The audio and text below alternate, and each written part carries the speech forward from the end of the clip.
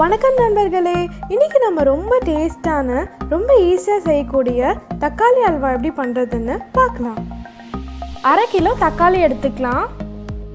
Pan வச்சுக்கோங்க, அதில் தண்ணி சேர்த்துக்கலாம். நம்ம வந்து தக்காளியை வந்து வேக வச்சு எடுத்துக்க போகிறோம். தண்ணி நல்லா கொதிச்சதும் தக்காளியை வந்து சேர்த்துக்கோங்க.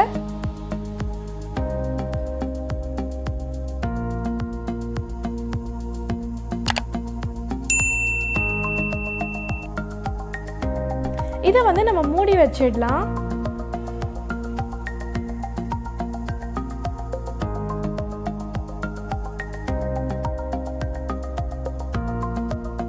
தக்காளியோட தோல் வர அளவுக்கு வெந்துச்சுன்னா போதும். இந்த மாதிரி வீரல் வந்ததும் நம்ம எடுத்துடலாம். இதை வந்து ஆற வச்சு எடுத்துக்கோங்க. பேன் வச்சுக்கலாம். அதில் 2 ஸ்பூன் நெய் சேர்த்துக்கோங்க. முந்திரி சேர்த்துக்கலாம்.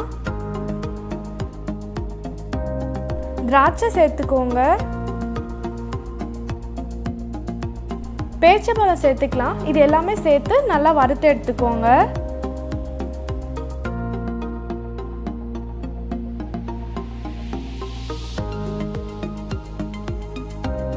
நட்ஸ்லாம் நம்ம நல்லா வறுத்தாச்சு.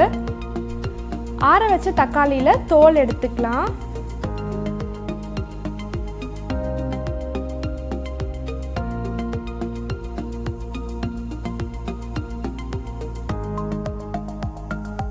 இதை வந்து கரண்டிலே இந்த மாதிரி ஸ்மாஷ் பண்ணி எடுத்துக்கோங்க. இந்த மாதிரி உங்களுக்கு பண்ண கஷ்டமாக இருந்துச்சுன்னா நீங்கள் மிக்ஸி ஜாரில் சேர்த்து அரைச்சி எடுத்துக்கலாம்.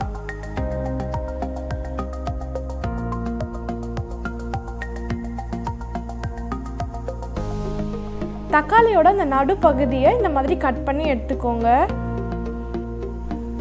இந்த மாதிரி நல்லா ஸ்மாஷ் பண்ணி எடுத்துக்கலாம். பேன் வச்சுக்கோங்க. அதில் நம்ம ஸ்மாஷ் பண்ண தக்காளியை சேர்த்துக்கலாம்.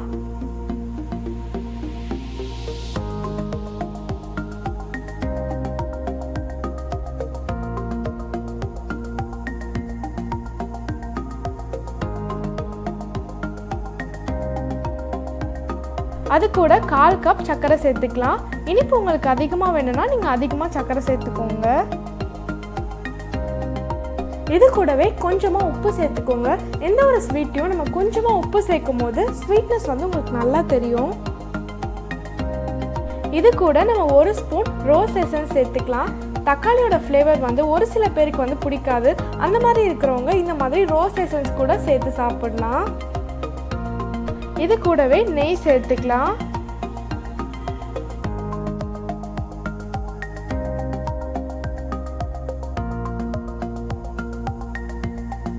நம்மளோட தக்காளி அல்வா வந்து சூப்பராக ரெடி ஆகிடுச்சு. தண்ணி எல்லாமே வந்து வத்திருச்சு. இந்த ஸ்டேஜில் நம்ம நட்ஸ் வந்து சேர்த்துக்கலாம்.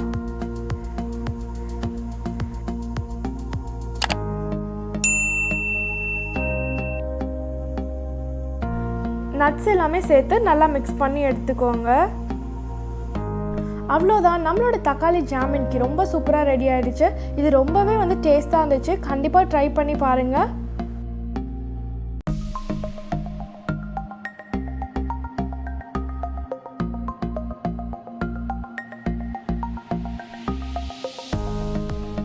இது செய்யவும் அவ்வளோ நேரமும் எடுத்துக்காது. இந்த ரெசிபி உங்களுக்கு பிடிச்சிருந்துச்சுன்னா லைக், ஷேர், கமெண்ட் பண்ணுங்கள். நம்ம சேனல் சப்ஸ்கிரைப் பண்ணாதவங்க சப்ஸ்கிரைப் பண்ணுங்கள். நன்றி நண்பர்களே.